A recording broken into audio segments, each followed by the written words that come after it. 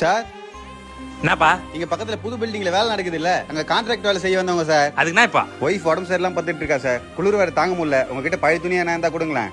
குளிர் கொஞ்சம் போயிட்டு போ சார், அதான் கேட்டு வாங்கிட்டு போலான்னு. துணிலாம் கிடையாது, கிளம்பு கிளம்பு.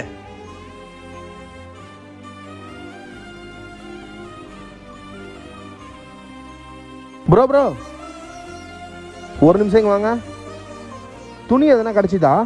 இல்ல சார், நிறைய பேர் கேட்டு பார்த்துட்டேன், யாருமே இல்லைன்ட்டாங்க சார். ஒன்று பண்ணுங்க, ஒய்ஃபுக்கு ரொம்ப முடியலன்னு சொன்னீங்களே, இப்போதைக்கு இதை வச்சிங்க, நாளைக்கு எதனா பெட்ஷீட் எதனா வாங்கிட்டு வந்து தரேன்.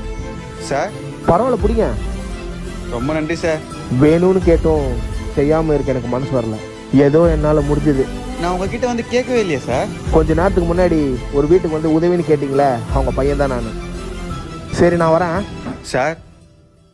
உங்க வீட்டில் திட்ட போறாங்க சார். நீங்கள் கொஞ்ச நாள் நல்லா இருக்கணுன்றதுக்காக நான் ஒரு நாள் திட்டு வாங்குறதுல ஒன்றும் பெரிய விஷயம் இல்லை ப்ரோ. வரேன்.